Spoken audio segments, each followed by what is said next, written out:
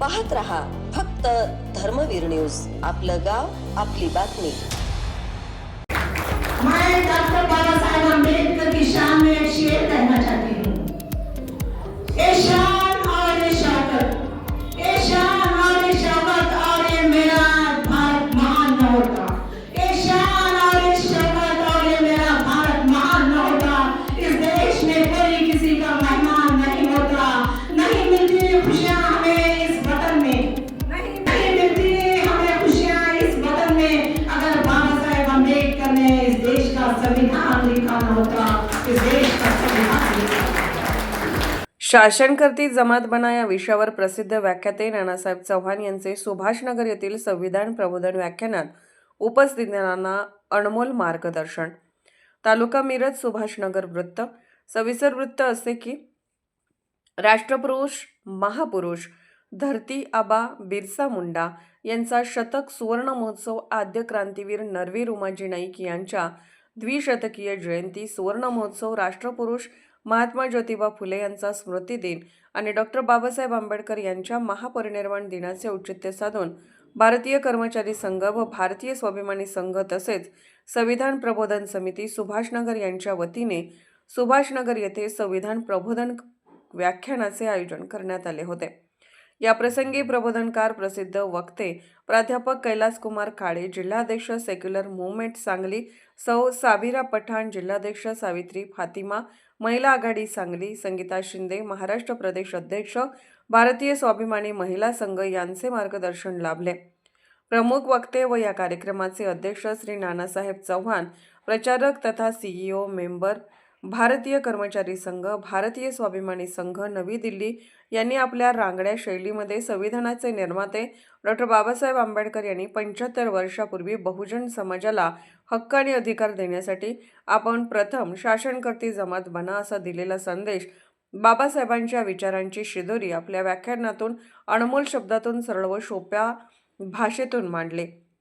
बाबासाहेबांच्या विचारांचा वारसा व महापुरुषांचे राष्ट्रप्रेम, त्यांनी दिलेली क्रांतिकारी विचारांची शिदोरी आदी विषयांवर नानासाहेब यांनी उपस्थितांच्या मनावर अधिराज्य करत अनमोल शब्दातून आपल्या व्याख्यानातून प्रेरणादायी विचार व्यक्त केले। संविधान प्रबोधन व्याख्यान ऐकण्यासाठी सुभाषनगर पंचक्रोशीतील नागरिक, महिला, तरुण मोठ्या संख्येने उपस्थित होते। सदर प्रबोधन व्याख्यानाचे आयोजन शंकरराव बोबडे, प्रकाश गाडे, मोहन काळे, सुभाष माने, सुरेश पेंडे, शिवाजीराव भंडारे, प्रदीप खटावकर, आनंद भंडारे, प्रकाश हंकारे, महिला आघाडी शुभांगी पवार, वैशाली लोंढे, सुजाता माने यांनी केले होते।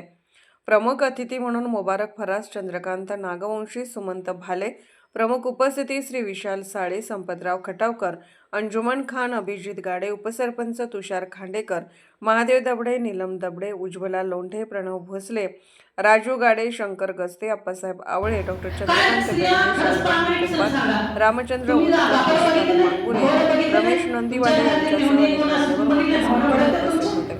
धर्मवीर न्यूज विक्रांत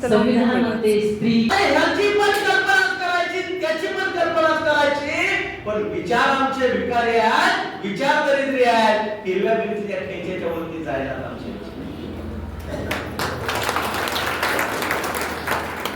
संविधान निर्मात्याची लेकर आहेत, तो विचार काय घरकुल द्या,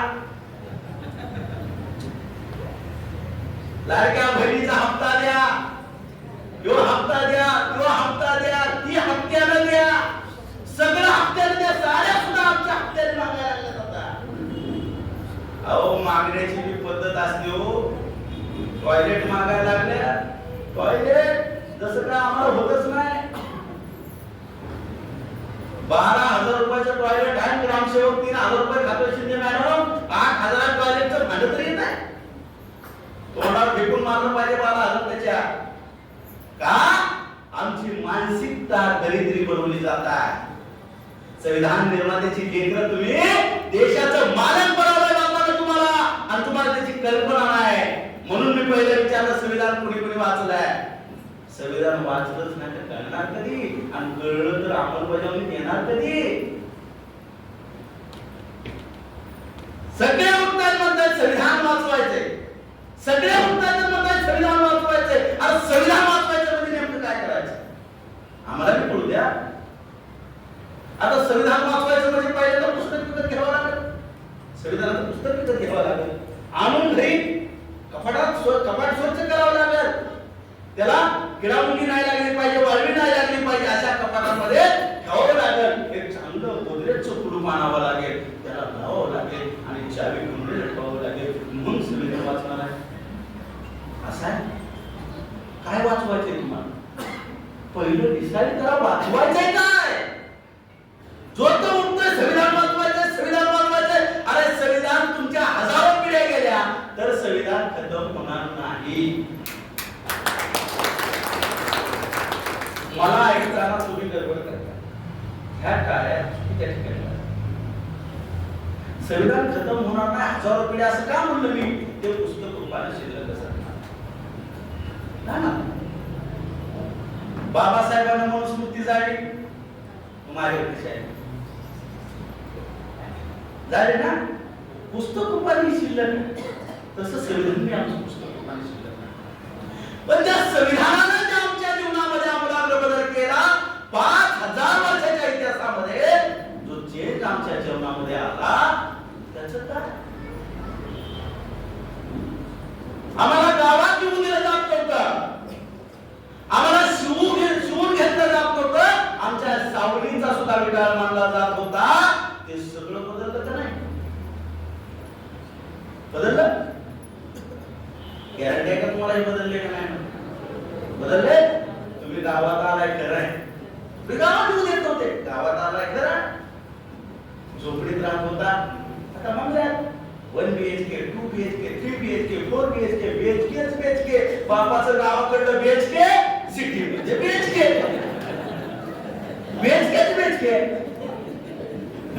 बापाने तिकडे गावात कष्ट करून कमवलेले, गावाकडे BHK, सिटी मध्ये 1 BHK. आणि मग नको आलं ताई आणि स्टेटस उद्धरली पोटी पुढे विमान तुझ्या जन्मामुळे. विमान सांगितलं होतं बापाचं एक म्हणून. संविधानातला आर्टिकल ना आर्टिकल, अनुच्छेद ना अनुच्छेद आजच्या दिवशी संपलेला. तुम्हाला जेवढे हक्क आणि अधिकार बाबासाहेबांनी बहाल केले होते ते सगळेच्या सगळे संपलेले आहेत. तुम्हाला कल्पना नसेल. आता हक्क आणि अधिकार याच्यामध्ये फरक आहे. हक्क हे जन्मजात असतात, अधिकार तात्पुरते असतात. आणि संविधान निर्मात्यानं आमच्या बाबासाहेबांना भारतीय नागरिकांना हक्क दिले तर सरकारला अधिकार दिले. कल्पना नाही आपल्या लोकांना, सगळं सारखंच म्हणतात आमच्या लोक. आमच्या लोकांना अर्थ कळत नाही, काय भानगड आहे, कसं आहे कसं नाही. कारण काय झालं, संविधान लिहिलं इंग्लिश मध्ये, बुद्ध अँड हिज धम्मा लिहिलं इंग्लिश मध्ये, रायटिंग अँड स्पीचेस सगळं इंग्लिश मध्ये, आणि ट्रान्सलेट करायला आमची माणसंच नाही ना. बुद्ध अँड हिज धम्मा लिहिलं बाबासाहेबांनी इंग्लिश मध्ये आणि ट्रान्सलेट केलं बामणांनी. आज जर बुद्ध अँड हिज धम्मा वाचला, कारण बाबासाहेबांनी कसोटी लावली होती बुद्ध अँड हिज धम्मा लिहिताना. काय जे तर्काच्या आधारावरती टिकतं ते बुद्धाचं आहे, आणि जे तर्काच्या आधारावरती टिकत नाही ते ब्राह्मणाचं आहे. जे जे तर्काच्या आधारावर टिकत नाही ते सगळं काढून टाकलं आणि घासून पुसून लक्ष करून चक्क करून तुमच्या हातात बुद्ध अँड हिज धम्मा दिला होता. नवीन बायबल तुमच्या हातामध्ये दिलं होतं.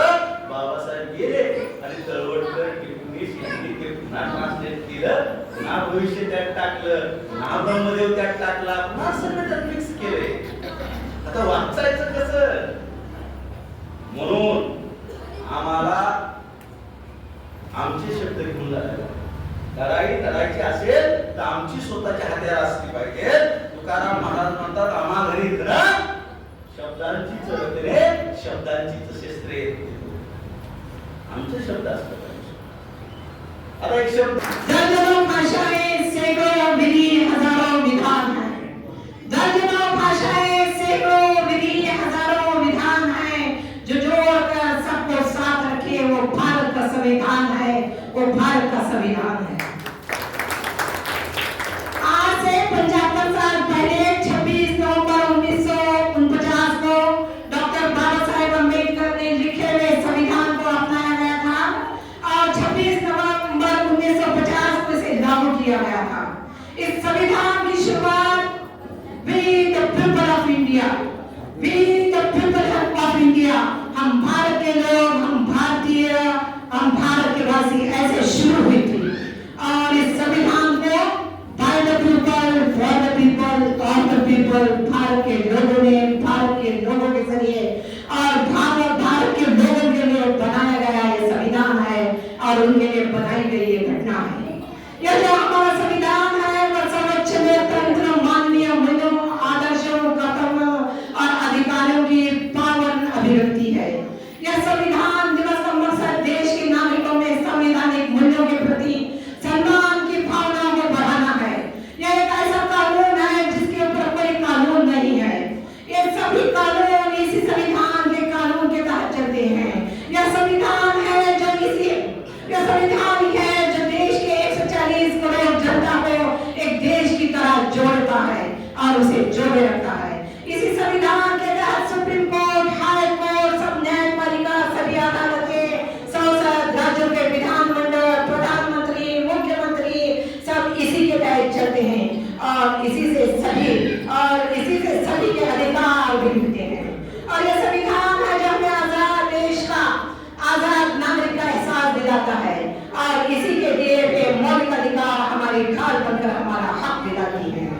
डॉक्टर बाबा साहेब अम्बेडकर ने कहा था, बल्कि चेतावनी देते हुए ये कहा था कि अगर संविधान लागू करने वाले लोग ठीक न हुए तो यह संविधान कागज का पुलिंदा मात्र बन के रह जाएगा, पुलिंदा मात्र बनकर रह जाएगा।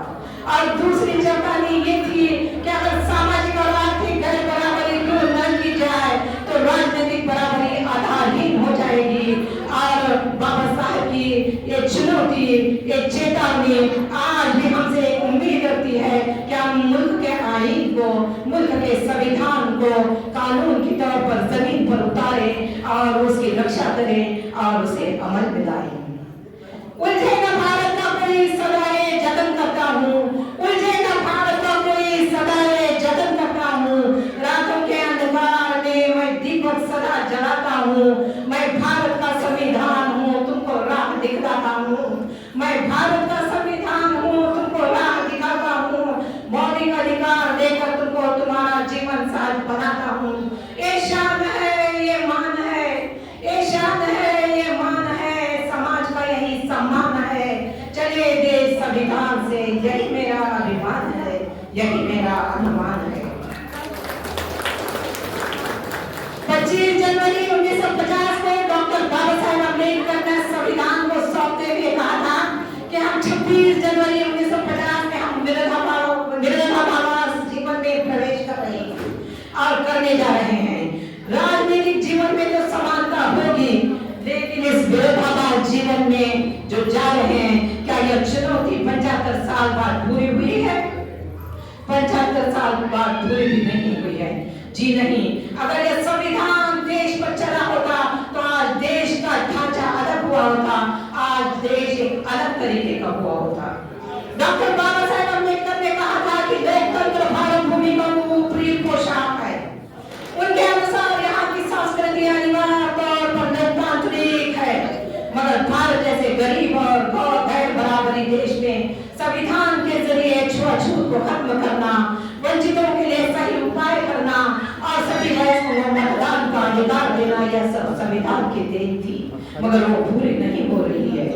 और मैं यहाँ पर खड़े होकर जो आज बोल रही हूँ, यह अधिकार भी मुझे मेरे संविधान ने दिया है और वो आज जन सुरक्षा कानून के तौर पर वो भी हमसे छीना जा रहा है, वो भी हमसे छीना जा रहा है।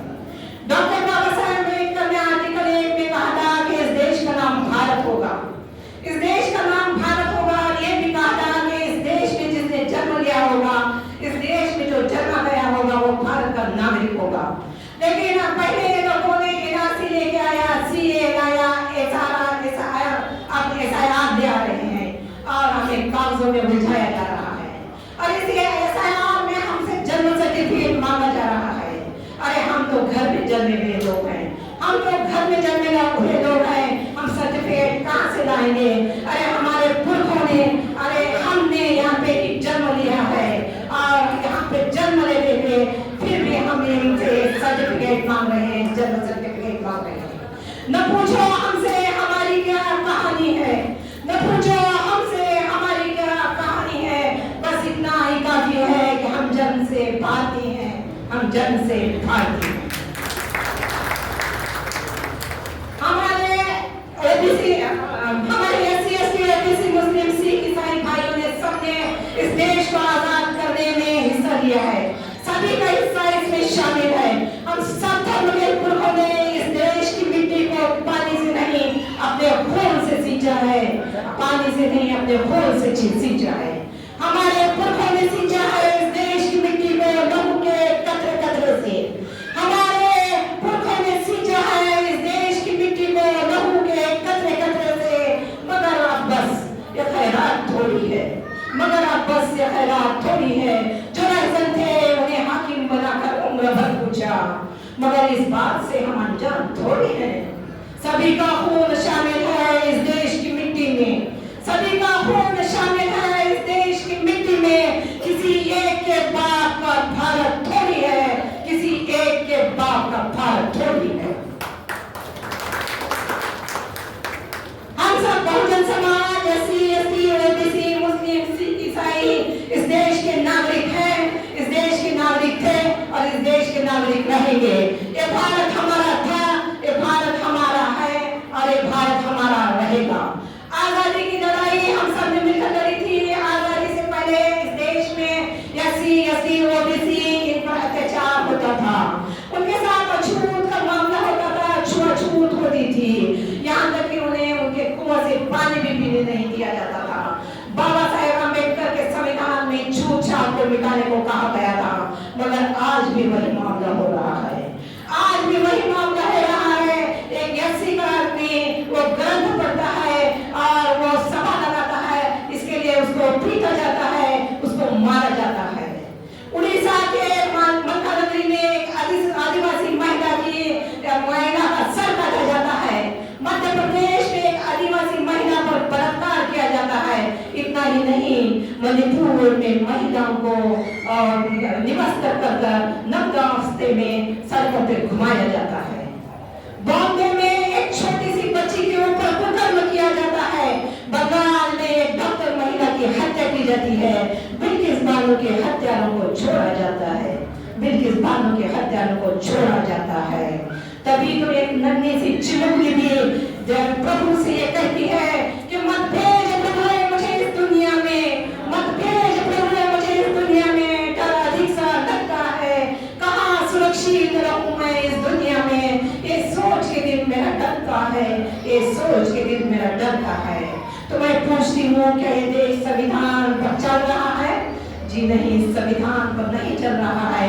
उन्होंने संविधान को केवल डॉक्टर बाबा साहेब अम्बेडकर की चुनौती की तरह एक कागजों का एक पुलिंदा मात्र बनाकर रखा हुआ है और एक कागजों का पुलिंदा बनकर रह गया है। संविधान पर अमल नहीं हो रहा है। संविधान का आर्टिकल नंबर 4 कहता है कि कानून के सामने सब बराबर है। इसके सामने न कोई छोटा है, न कोई बड़ा है, न छूत है, न पाक है, न अमीर है, न गरीब है। Everybody is equal before God. Everybody is equal before God. लेकिन आज भी आप देख रहे हैं कि मंदिर की पूजा करने का हक, मंदिर की पूजा करने का अधिकार सिर्फ उच्च जाति वालों को ही दिया जाता है। इतना ही नहीं, अगर मंदिर में अगर कोई दान देता है तो उसे नजदीक से भगवान के देवता के दर्शन दिए जाते हैं, और अगर दान न दे, पैसा न दे, तो उसे भगवान के दर्शन से उसे वंचित कर दिया जाता है। आर्टिकल 16 कहता है कि इक्वल अपॉर्चुनिटी मिलनी चाहिए, लेकिन आप देख रहे हैं मेरे साथियों कि विधानसभा और राज्यसभा में हमारे कितने विधायक हैं और कितना काम कर रहे हैं। इतना ही नहीं, हमारे बिहारों पर, हमारे मंदिरों पर, हमारे दरगाहों पर, हमारे मस्जिदों पर, हमारे कब्रिस्तानों पर इन्हीं का हक है। यहाँ तक कि हमारे मस्जिदों के नीचे मंदिरों को खोला जा रहा है, हमारे मस्जिदों के नीचे मंदिरों को खोला जा रहा है। और आज सिर्फ मंदिर और मस्जिद की बात हो रही है, और आज सिर्फ मंदिर और मस्जिद की बात हो रही है। मैं कहती हूँ, न मस्जिद की बात कर, न शिवालय की बात कर, न मस्जिद की बात कर, न शिवालय की बात कर। अरे इंसान भूखा है, अरे इंसान भूखा है, उसके निवालों की बात कर, उसके निवालों की बात कर। आज महंगाई बढ़ गई है, भूखमरी हो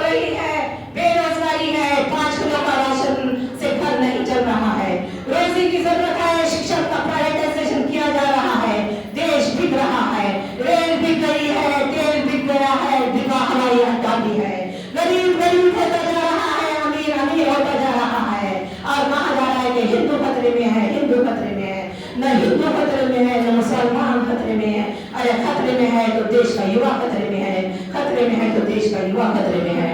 डॉक्टर बाबा साहेब अम्बेडकर के अनुसार ये देश धर्मनिरपेक्ष है, इसमें कोई धर्म नहीं होना चाहिए, एक धर्म का देश नहीं है, लेकिन यहाँ पर हर खास धर्म ने खास अलग धर्म पर, मुस्लिम पर, एसटी ओबीसी पर बहुत अत्याचार किया है, बहुत जुल्म किया है और बहुत जुल्म किया है। मेरे साथियों, ये देश एक खास धर्म का नहीं है, यहाँ पर सभी धर्म के लोग, सभी प्रांतों के लोग, सभी भाषा के लोग, सभी वेशभूषाओं वाले लोग, सभी लोग रहते हैं। ये देश गंगा जमुना तहजीब वाला देश है, इस देश की अनेकता में ही एकता का संदेश है, लेकिन आज उस अनेकता की एकता को मिटाया जा रहा है, खत्म किया जा रहा है। मैं कहती हूँ मत रोको गंगा जमुना तहजीब को पढ़ने दो, मत रोको गंगा जमुना तहजीब को पढ़ने दो, मत फैलाओ देश में दंगा रहने दो। अरे हमारे घर पे भी इस देश का तिरंगा रहने दो, इस देश का तिरंगा रहने दो। आज मैं इस गंगा जमुना तहजीब वाली तहजीब की एक मिसाल देती हूँ। आज जो बहुजन समाज ने जिस एससी और खासकर चरमकार समाज ने जो ये प्रोग्राम आयोजित किया है, उनके बारे में मैं कुछ कहना चाहती हूँ, मैं थोड़ा वक्त लेना चाहती हूँ कि उनके बारे में मैं ये कहना चाहती हूँ कि जब हमारे मेरठ शहर के दरगाह के सूफी संत हजरत शमशुल शाह हजरत ख्वाजा शमशुल मीरा यहाँ पर आए थे, तो उन्होंने यहाँ पे एससी ओबीसी को इंसानियत का दर्जा दिया था, उन्होंने वहाँ पे पैर बिठाए थे, उन्हें समानता का दर्जा दिया था। और इसी चरमकार समाज ने, इसी एससी समाज ने उन सूफी संत की खिदमत में, उनकी सेवा में अपने ही चमड़ी निकाल कर उसकी चप्पल बनाकर उन्हें दी थी। और तब से इस मेरे शहर में पहला खिलाफ चलता है, ये दर्जा एससी समाज यानी चरमकार समाज को दिया जाता है, और जब तक ये चरमकार समाज का गिराफ नहीं चलता, हमारे दूसरे किसी भी समाज का गिराफ नहीं चलता। एक गंगा जमुना तहजीब की मिसाल है, और आज भी उस दरगाह की तौर पर वो मिसाल जिंदा है। मैयसी समाज ने देश की सेवा में कोई कमी नहीं रखी है। 1943 में एक ऐसी समाज का एक रेजिमेंट था जिसमें चमार पहले से मौजूद थे, जिसमें महार पहले से मौजूद थे, लेकिन 1943 को उसमें चरमकार समाज के सैनिकों को मिलाया गया।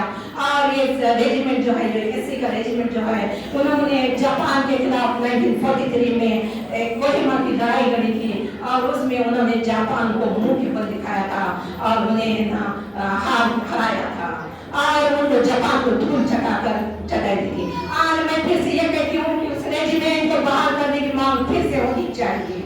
आज ऐसी मुस्लिमों को इल्जाम लगाकर उन्हें जेलों में डाला जा रहा है, तो हमें इसके लिए ऐसा काम करना पड़ेगा कि सड़कों पर जन सैलाब आ जाए। इसके लिए हमें कलम की लड़ाई लड़नी होगी, हमें कलम उठाना होगा, हमें कलम का इस्तेमाल करना चाहिए, हमें कलम की लड़ाई लड़नी होगी, क्योंकि बाबा साहेब कहते थे कि शिक्षित हुआ व संगठित हुआ, क्योंकि बाबा साहेब कहते थे कि शिक्षित हुआ व संगठित हुआ। हम शिक्षित और संगठित होंगे तो हम अन्याय के खिलाफ लड़ाई लड़ सकेंगे, और एक कदम ही है जो हमें जेलों में जाने से रोकेगा। आप सब जानते हैं कि जिंदगी लंबी नहीं शानदार होनी चाहिए, जिंदगी लंबी नहीं शानदार होनी चाहिए। अगर हमें जिंदगी शानदार चाहिए तो हमें सम्मान और प्रतिष्ठा और पैसा चाहिए, और उसकी जिंदगी जीना चाहिए, तो हमें एक कलम को जरूर उठाना होगा, ताकि हम समाज की लड़ाई लड़ सके, ताकि ये काम हम सबको जरूर करना होगा। और हम सब एससी ओबीसी मुस्लिम हिंदू मुस्लिम सिख सभी को मिलकर कतरे कतरे से समंदर बनना होगा, कतरे कतरे से समंदर बनना होगा। खरी गोष्ट आहे,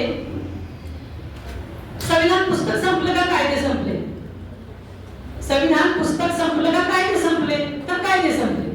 मग ते का संपले? ह्या संविधान लागू व्हायच्या अगोदर कुठलं तरी संविधान या देशामध्ये होतं ना, होतं की नाही? कुठलं तरी संविधान होतं, मग काय होतं ते? आता आमची परिस्थिती काय झाली, एक उदाहरण देते, कारण मी प्रत्येक वेळी सांगत असते, छोटं देते कमी वेळेच्या अभावी। उदाहरण दिले की लोकांना आमच्या समजतं। सुरुवातीला मी छोटंसं उदाहरण देते। संविधान लागू व्हायच्या अगोदर इतर एक कायदा होता, तो म्हणजे मनुस्मृतीचा कायदा होता। तर त्या कायद्याच्या अंतर्गत बरंच काय होतं ते मी थोडं काही वेळातच सांगेन तुम्हाला। एक उदाहरण देते। पूर्वी आम्ही लहान असताना आमची आई आम्हाला आजी गोष्ट सांगायची। काय सांगायची की बाई गं, काळजीपूर्वक ध्यानपूर्वक बघून स्वयंपाक कर, काळजीपूर्वक ध्यानपूर्वक बघून स्वयंपाक कर. बघायचं म्हणजे कोणी आमची आजी आई बनवत होती ते बघायचं. ठीक आहे म्हटलं बघायचंच आहे. आमच्या आजीने सांगायचं बघायचंच आहे. मग माझे ज्या मैत्रिणी होत्या त्या बघायच्या स्वयंपाक करताना. मग बघितली म्हटली सगळं बघितलंय मी, आज जाऊन घरी जाऊन ते करतेच पदार्थ. तर कुठला पदार्थ? आंबोळी. आंबोळी हा पदार्थ करतेच म्हटली. गेली करायला बसली, सगळं करते. पीठ कालवले, बघायला सांगितलं होतं, बघितलं पीठ कालवलंय. बसली आयटी चुलीला जाळ लावलाय. आता आंबोळीचं पीठ टाकायचंय त्याच्यात. काही केलं ना, पीठ तर टाकलंय कायलीमध्ये, परतनच मोडतेच परतनच. मग तिने विचार आठवली, बघायला सांगितलं होतं. मग ती कशी जिच्याकडे बघायला गेली होती ती मैत्रीण कशी करत होती तर कासोटा साडी घालून बसलेली होती चांगला. मग तिनं कासोटा साडी घातली, आंबोळी करायला बसली. तरी पण हिनं आंबोळी परत म्हणली काहीतरी चुकतंय काहीतरी चुकतंय. मग काय चुकतंय तर बाबा तिचं पांढरे केस होते. बरोबर गेली, केसाला चुना लावला, पांढरे केस करून परत बसली. तरी पण आंबोळीला काय झालं? जाळ लावायचं, जाळ लावला नाही तुम्ही, बरोबर जाळ लावायला चुलीला, जाळ पण लावला. तरी पण आंबोळीला उलट करपायला लागली. काहीतरी चुकतंय म्हणून ती म्हटली, आजीला विचारली, अगं मी मैत्रिणीचं बघून आले, सगळं जसं बघितलं होतं तसं केलंय. ती म्हटली शेवटचं काय बघितलेस बघ, शेवटचं काय बघितलेस बघ. मग ती मला आठवलं तिला, अरे बापरे आंबोळी झाल्यावर असं तिनं पिठात हात बुडवला तर पीठ झाडलं होतं आणि असं भिंतीला हात लावला होता. तसं केल्यावर ते बघूया म्हटली. आणि मग तिने काय केलं, पिठाचा हात झाडला आणि भिंतीवर लावला. पांढऱ्या भिंतीत 2 हात उठले चांगले. तरी पण आंबोळी भांडण काय, आंबोळी सीना झाल्या. मग आजी म्हटली, मी काय सांगितलं होतं, ध्यानपूर्वक बघ आणि मग कर. ध्यानपूर्वक फक्त बाह्य गोष्टी बघितल्या. ध्यानपूर्वक काय बघायला पाहिजे होतं, तव्यात आंबोळी पीठ व्यवस्थित जसं पाहिजे आंबोळी उलटण्याचं व्यवस्थित जाळ लागलाय का आणि कशा पद्धतीचं पीठ कालवलंय, आंबोळीला व्यवस्थित जाळ लागलाय, कशी परतली, त्या अगोदर काढीला काय लावलं हे बघायचं होतं. म्हणजे आंबोळी आली असती. मग बरोबर बाह्य रूप बघितल्यामुळे आमचा गोंधळ झालाय. आता सुद्धा तसंच आहे. आम्ही नेत्याचं बाह्य रूप बघतो, गुरुचं बाह्य रूप बघतो, धर्माचं बाह्य रूप बघतो आणि तसंच वागतो. संविधानाचं सुद्धा बाह्य रूप बघितले, आत काय आहे काय माहित नाही. संविधानाचं चित्र बघितलंय सर, आपण प्रत्येक वेळी लोकांना म्हणतो संविधान बघितलं का, लांब बघितलं, लोक म्हणाले बघितलं. आता म्हणताय काय काय आहे, प्रास्ताविक आहे, उद्देशिका आहे, कायदे आहेत, 395 कलम आहे. बघितले आणि पण आत काय आहे, वाचलं का, समजून घेतलं का, कळतंय? मला काय म्हणायचं होतं, ध्यानपूर्वक ऐकलं पाहिजे, ध्यानपूर्वक समजून घेतलं पाहिजे, तिची अंमलबजावणी तंतोतंत केली पाहिजे. आज आमच्या देशाचं काय झालं, आम्ही फक्त बघितलं बाह्य रूप, आंतरिक बघितलं नाही, वाचलं नाही, अभ्यास केला नाही, म्हणून हे घोटाळा झाला. तर हे सांगायचं होतं. आता मी मगाशी एक प्रश्न केला होता, ह्याच्या अगोदर या देशामध्ये एक कायदा होता, संविधान लागू व्हायच्या अगोदर एक कायदा होता. काय होता तर मी तुम्हाला काही कायदे सांगते, कारण कमी वेळामध्ये तुम्हाला मला सांगायचं आहे. मनुस्मृतीचा कायदा होता, त्यामध्ये आमच्यासाठी खास करून मी बायकांसाठी बोलणार आहे, महिला जास्त आहेत. मनुस्मृतीच्या कायद्यामध्ये काय केलं होतं, पहिला तशी अंमलबजावणी तंतोतंत होत होती, गेली 1000 वर्ष होत होती आणि त्यामुळे आम्हाला कळलं नाही. आता तुम्ही इथे येऊन बसलाय त्या संविधानाच्या कायद्यानुसार, तो जर नसता आणि पूर्वीचा कायदा असता तर काय झालं असतं हे बघा. काय म्हणते मनुस्मृतीला अध्याय 9 श्लोक 3 काय म्हणते, पिता रक्षिते कौमारे भरता रक्षिते यौवने रक्षन्ति सागरे पुत्रा नि स्त्री स्वतंत्र अर्हता. समजलं तुम्हाला? काय समजलं? कोण वाचलंच नाही, अरे मराठी सरळ येत नाही, ते संस्कृतचं काय आम्हाला कळणार, काय संबंध आहे आम्हाला, काय कळणार? तर काय याचा अर्थ आहे की लहानपणी वडिलांच्या अधीन असायचं बाईनं, तरुणपणी नवऱ्याच्या अधीन असायचं आणि म्हातारपणी मुलाच्या अधीन असायचं. या तिन्ही पुरुषाच्या अधीनच राहायचं, स्वतंत्र विचार करायचा नाही. बाप म्हणला बाहेर जायचं नाही, बाप म्हणला सगळं काम करायचं, बसायचं घरात, काहीही करायचं नाही.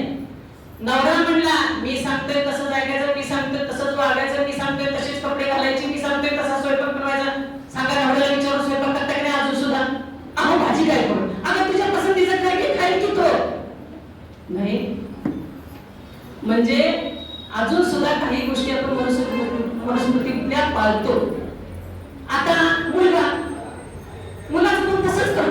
आमचा मुलगा लई शहाणा, तो आल्यावरच जेवते, ते आल्यावरच जेवते.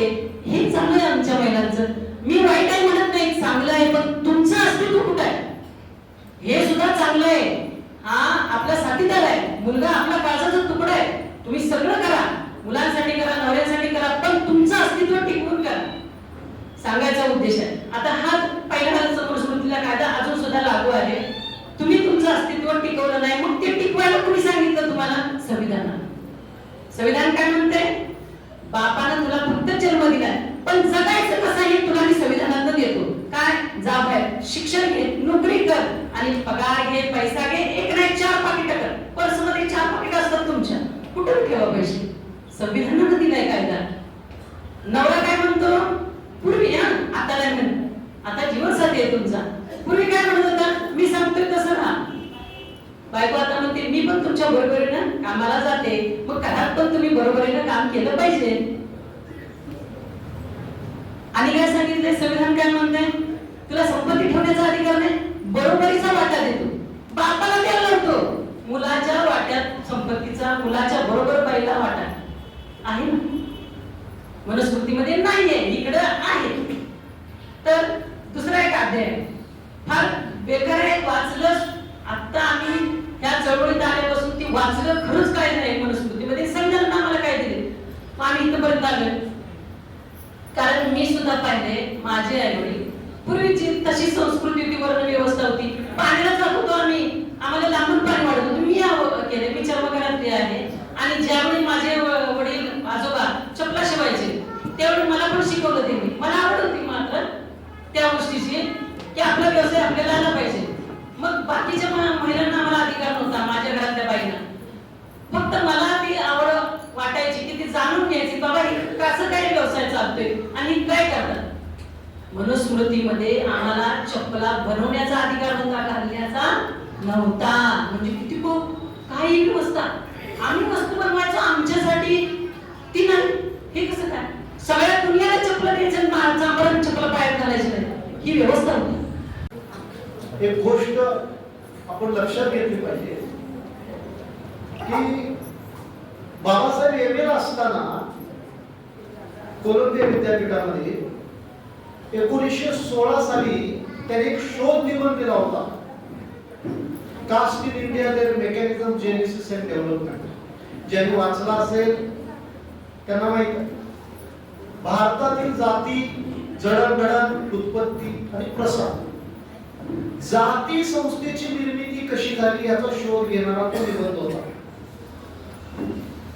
तर आजची सभा आपली संविधानावर आहे, फक्त जाता जाता शिंदे मॅडमांच्यामुळे तो मुद्दा मला सुचला म्हणून मी सांगतो. तर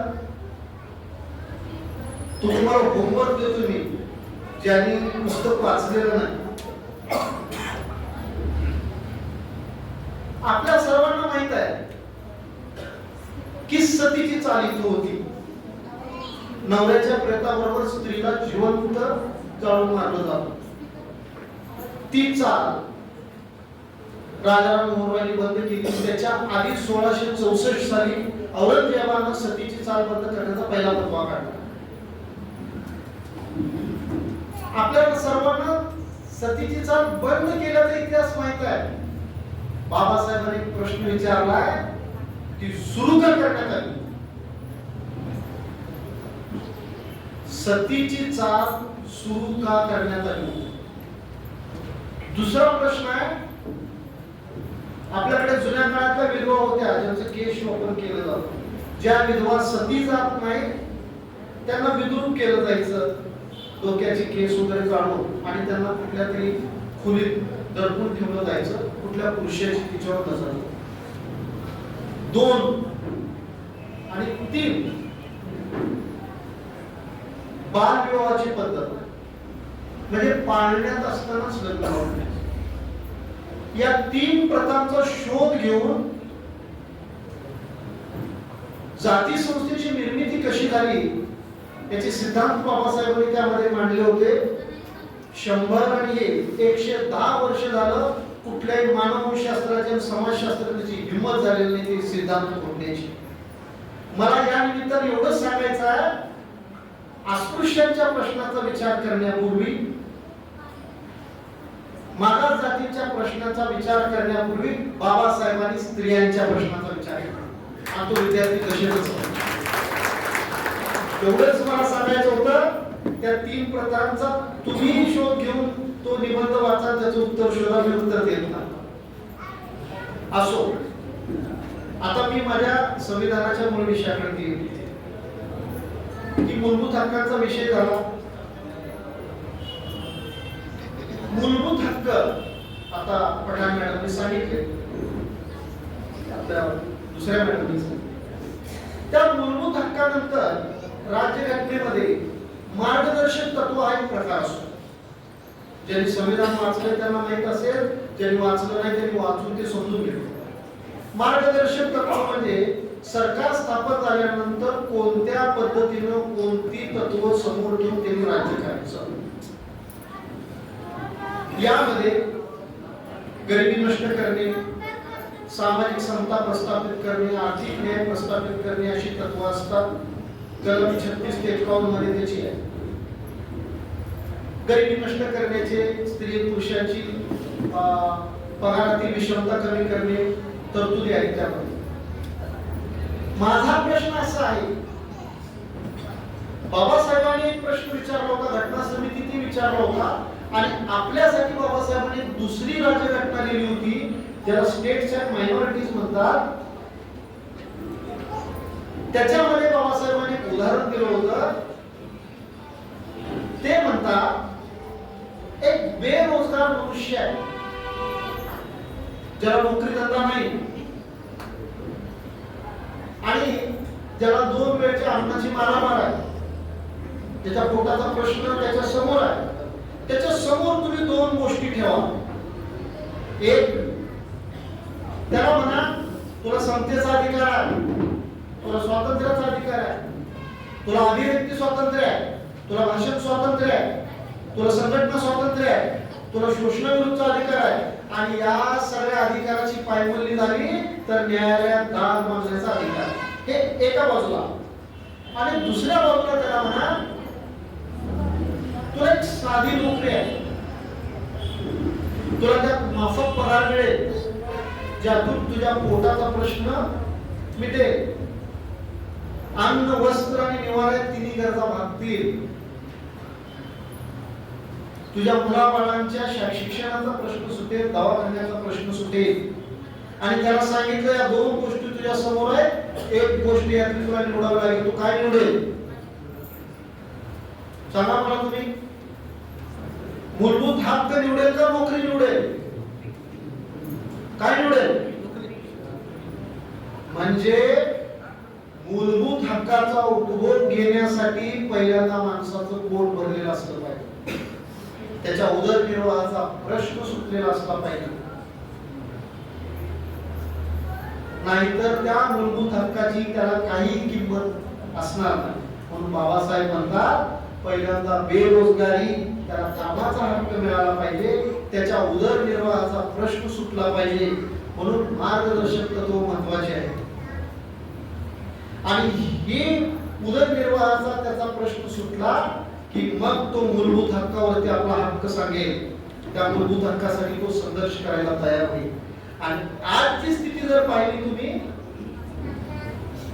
तर बेरोजगारीचा प्रश्न आपल्याकडे आवासून आहे, गरिबीचा प्रश्न आपल्याकडे आवासून आहे. सगळी जी काही धोरणं आहेत ती भांडवलशाही भांडवलदारांच्या बाजूने आहेत. म्हणजे काय, पोटासाठीच तुमचा संघर्ष इतका जिकिरीचा करून ठेवायचा की तुम्ही मूलभूत हक्कावर हक्क सांगत नाही. त्यामुळे या प्रबोधन सभेच्या निमित्ताने आपल्याला जर काही कृतीशील कार्यक्रम हाती घ्यायचा असेल किंवा संघर्ष करायचा असेल तर कामाचा हक्क मिळाला पाहिजे जो राज्यघटनेच्या 41व्या कलमामध्ये आहे. शिक्षणाचा हक्क, हा शिक्षणाची फार दुरावस्था आहे. हे हक्क, या हक्कासाठी आपल्याला झगडावं लागेल. आणि विशेष म्हणजे जाता जाता सांगतो तुम्हाला, ज्या ज्या वेळी या देशामध्ये मार्गदर्शक तत्व राबवताना म्हणजेच आर्थिक न्याय, सामाजिक न्याय याची अंमलबजावणी पार्लमेंटने किंवा विधानमंडळाने केलेली आहे. त्यावेळी या देशातल्या न्याय संस्थेला फोडा घातलेला.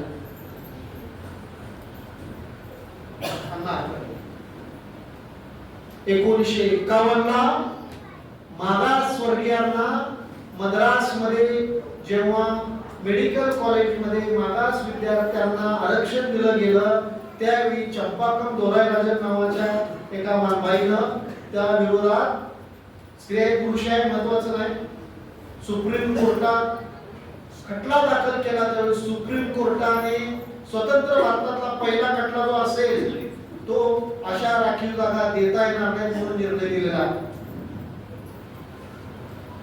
आणि या निर्णयाविरुद्ध पहिली घटना दुरुस्ती करावी लागली आणि ही पहिला घटना दुरुस्ती बाबासाहेबांनी पार्लमेंटमध्ये मांडली. आणि या न्याय संस्थेचा सगळ्यात जास्त अपमान बाबासाहेबांनी संसदेत केला. हे सर्व आपण मुळातून समजून घेतलं पाहिजे. महत्वाचं असं आहे की न्याय संस्थेचं आता मागासवर्गीयांच्या न्याय हक्कावरती अतिक्रमण सुरू आहे.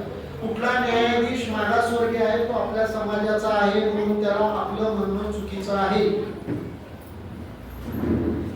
RSSची संघाची किंवा या देशातल्या प्रस्थापितांची पॉलिसीच अशी असते की त्यांना जे काम करायचं ते त्यांना स्वतः करायचंच नाहीये, ते कुणाकडून तर त्या समाजाकडून ते करून घ्यायचं. त्यामुळे कोण सरन्यायाधीश मागासवर्गीय आहे आपल्या समाजाचा हे डोक्यातून काढून टाक. एक त्यामुळे आज जर गरज आहे तर कामाचा हक्क, शिक्षणाचा हक्क, हे जे मार्गदर्शक तत्व आता शिक्षणाचा हक्क तर मूलभूत हक्क झालेला आहे, पण तरी देखील शिक्षणाचा हक्कापासून आज जे शैक्षणिक धोरण आहे, आपण सर्वजण कार्यकर्ते आहोत, शिक्षणाची दुरावस्था केलेली आहे. तसंच कामाचा हक्क हा मूलभूत हक्क झाला पाहिजे अशी मागणी करावी लागते. उदरनिर्वाहाचा हक्क, आता मॅडमनी एक चांगलं उदाहरण दिलं चपलाचं, अतिशय की या देशातल्या आर्थिक विषमतेचं एक वैशिष्ट्य असं आहे की या देशाची आर्थिक विषमता सामाजिक विषमतेवरती अवलंबून आहे. चर्मकार समाजाचं त्यांनी उदाहरण दिलं. तो चप्पल शिवतो म्हणून चर्मकार नाही, त्याला तो त्या जातीचा आहे म्हणून तो व्यवसाय करायचा. म्हणजे इथली आर्थिक विषमता सामाजिक विषमतेवर अवलंबून आहे. आणि एक महत्वाचा भाग आहे ज्याच्याकडे आपलं दुर्लक्ष होतं का हो, या देशाचं सगळं भांडवल एकाच जातीच्या हातात एकवटलं, याच्यावर कोण काय बोलत नाही. बघा, ज्या जातीचे उद्योजक आहेत, ज्यांचे उद्योजक आहेत ते सगळेजण एकाच जातीचे आहेत. सगळं भांडवल जर एकाच जातीच्या हातामध्ये एकवटलेलं असेल तर बाकीच्या जातींना पोटापुरच्यावर तर काही मिळणारच नाही. याच्या विरोधात कधी संघर्ष होणार? कुठलंही ध्येय धोरण अमेरिकेमध्ये जर अर्थव्यवस्था अडचणीत आली तर श्रीमंत जे अतिश्रीमंत उद्योजक आहेत त्यांच्यावरती कर लादला जातो. नव्हे, ते उद्योजक सांगतात आमच्यावरती कर लादा, आम्ही अर्थव्यवस्थेला मदत करतो. इथं उलट आहे. म्हणजे संविधानासमोर आता हे पेच उभे आहे.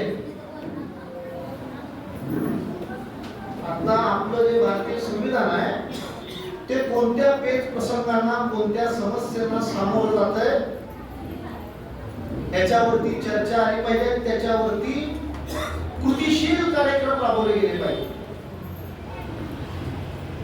आज भांडवलदार अधिक श्रीमंत होताना आपल्याला दिसतोय, तेव्हा जाती व्यवस्थेचं जे स्वरूप आहे आपण तो बोलतो, पण अजून देखील बघा वर्ण व्यवस्थेमध्ये सगळं भांडवल ज्या समाजाच्या ताब्यात होतं, वैश्यांच्या, मारवाड्यांच्या त्या समाजाच्या ताब्यात सगळे व्यवसाय आहेत. आम्ही आहोत ते फक्त नोकरदार. आणि व्यवसाय जर करत असलो तर तो असतो पोटाचा. त्याच्यामुळे या दृष्टिकोनातून आता संविधानाचं संरक्षण करण्याची जबाबदारी आपल्याला आहे. एक गंभीर मुद्दा असा आहे, NRC असो, CA असो किंवा काय, तर बाबासाहेब मसुदा समितीचे सदस्य 29 ऑगस्टला झाले नाही, परंतु या डिसेंबर महिन्यामध्ये 9 डिसेंबरला घटना समितीचं कामकाज सुरू झालं.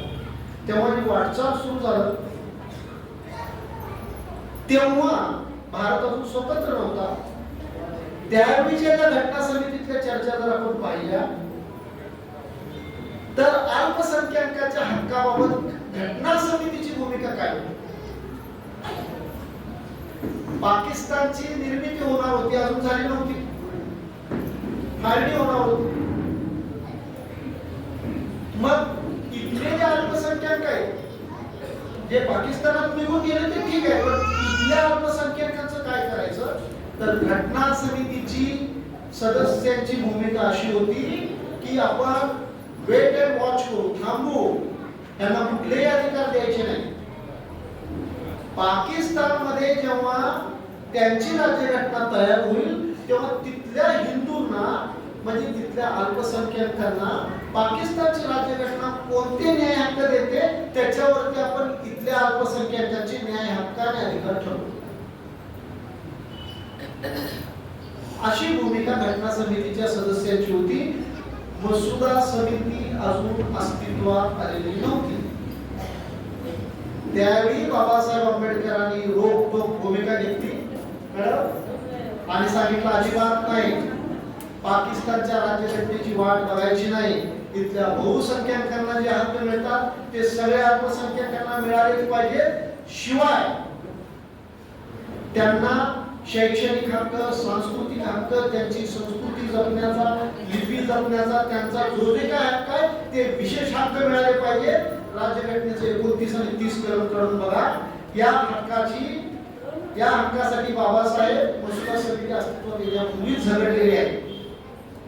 आणि पहिला विरोध अल्पसंख्याकांसाठी जो घटना समितीमध्ये होता तो बाबासाहेबांनी मोडून काढले. त्यामुळे इथं आता जे समदुःखी आहे, मागासवर्गीय असो, अल्पसंख्याक असो, त्या सर्वांनी एकत्रित येऊन ही लढाई लढली पाहिजे, उभी केली पाहिजे आणि संविधानाच्या संरक्षणासाठी आपण तयार असलं पाहिजे. तिसरी फक्त मी मुद्दे सोडतोय. आता निवडणुकीचा आपल्याकडे वातावरण सुरू आहे. तर बाबासाहेबांनी पॅनल पद्धतीला विरोध केला होता. बाबासाहेब पॅनल पद्धतीच्या विरोधात होते. कुठलीही निवडणूक पॅनल पद्धतीने नव्हती. कारण आता महापालिकेला बघा, मी डायरेक्ट साधारणपणे मागच्या इलेक्शनच्या वेळी निवडणूक आयुक्त काळक पाटील होते. माझं त्यावेळी सर्टिफिकेट कोण असतं तर त्यांना विचार, बोली भाषेत बोलायचं तर कुत्र्याने निपट केलं होतं स्टेजवर, असं बोलू नये. पॅनल खासदारकीच्या आमदारकीच्या इलेक्शन तुम्ही पॅनल पद्धतीने झाले नाही. 4 खासदारांचं एक पॅनल बना. पुण्याचा खासदार इंद्रानंद झोपडपट्टी सांगितलं हात जोडून उभा होते. तर पॅनल पद्धतीची मेक अशी आहे की जे 4 उमेदवार आहेत त्यातला जो मागासवर्गीय उमेदवार आहे हा सवर्ण उमेदवारांच्या वरती अवलंबून राहतो आणि उरलेले 3 उमेदवार जे आहेत ते त्यांचा अंकित, गुलाम, आश्रित किंवा त्यांच्या पुढे लाचार झालेला किंवा ते सांगतील ते ऐकेल, ते जे काही सांगतील ते निमूटपणे मान्य करणाऱ्या माणसाला आणलं जातं. तुम्ही निरीक्षण करा. म्हणजे मागासवर्गीय आरक्षण ठेवायचं घटनेची अंमलबजावणी करायची, राखीव जागा ठेवायच्या, पण त्या राखीव जागा पूर्णपणे सवर्णावरती अवलंबून ठेवा. म्हणजे राखीवांचा प्रतिनिधी हा राखीव नसतो, अशी एक व्यवस्था. म्हणून ही जी पॅनल पद्धती आहे त्यालाही आपण विरोध केला. तर आता जी गरज आहे या प्रबोधन सभांची आहे, त्याचबरोबर कृतीशील कार्यक्रमांची आहे. मी फक्त आज मुद्दे तुम्हाला सोडले. जाती संस्थेचा जो आहे तो निबंध तुम्ही वाचावा. आणि आणखी जाता जाता शेवटचा मुद्दा मी मांडतो की शिंदे मॅडमनी एक भारतीय राज्यघटनेचं जे 51 कलम आहे मूलभूत कर्तव्याचं, त्याचा एक मुद्दा मांडला की स्त्रियांच्या उणेपणाला प्रतिष्ठेला उणेपणा आणणाऱ्या प्रथा